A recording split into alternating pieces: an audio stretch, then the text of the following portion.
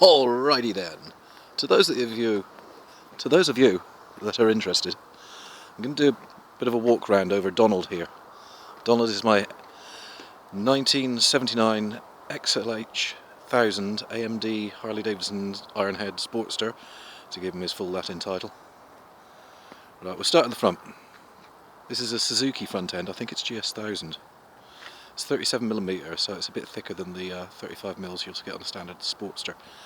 The main great thing about this is this brake, which is an AP Lockheed dual piston, opposing piston caliper, which you bet it works. That is really good. That whoever put that on there, I didn't do this, but whoever did was a bloody genius, because it's sorted out the front end. The wheels are Barani's. They're alloy spoked, as you can see. Barani, I did look them up on the net. They make wire wheels for old vintage sports cars and things, so I imagine those are quite good.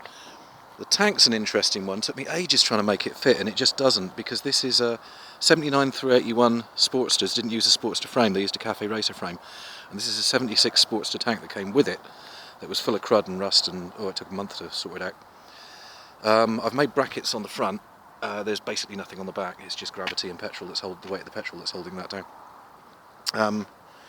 Everything they say about Sportster tanks is right. I mean, these things do a lot of MPG, 50 or 60 if you treat them right, but that tank is tiny. So what I'm probably going to do is try and get one of the bigger ones that they make. I think there's like a third as big again you can get. So that's the winter rebuild where it all gets painted and the front cylinder gets done. Let's see what else is of note on here. Front and rear fenders or mudguards, they're from somewhere, I don't know. Metal side panel. Only happens on 79 to 81 Sportsters and the Cafe Racer. And I lost this once. It's now wired on. There you can see. Because I lost this. It came off and I went out 3 times. I covered about 24-25 miles looking for it, and I finally found it by the side of the road, because optimists are not always disappointed. You've got the box section swinging arm. The exhausts, again, non-standard, because the standard ones are joined together. What I have done is put 3-inch baffles in the back pipe. The reason being because I've got neighbours. I put 3-inch baffles. It does have a slight effect on performance, it has to be said, but it's not too bad. Oh, 10-inch handlebars, because I feel that you should sit upright and proud on a vehicle, and also I like to see where I'm going. I don't like to be hunched over something like I'm attempting to have sex with it, so we put those big handlebars on there. Standard handlebars are 8-inch. Another thing is the carburetor, which is a CV40. I'm used to butterfly carbs because I'm really old school, so this is actually quite high tech for me. Should be a CV36, a bit smaller. The air cleaner on there is a Rough Crafts one, and it appears to be waterproof, so that's pretty good. Headlight is a Lucas Seal beam.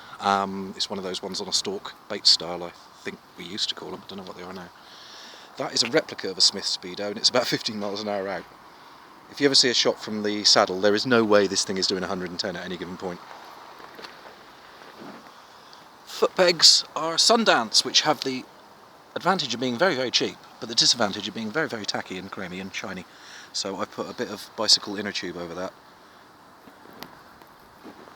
And on a very final note, if you've got a 79 through to 81 Sportster, research the spark plugs. The ones I had in this, while seemingly correct, were ever so slightly too short, and were exploding inside the thread hole instead of inside the combustion chamber. So 79s to 81s, there's a lot that's weird. Some of it's due to the frame, because as I've said, it's a Cafe Racer frame, not a Sportster one, but some of it is just for the hell of it, and the spark plugs appears to be one of those.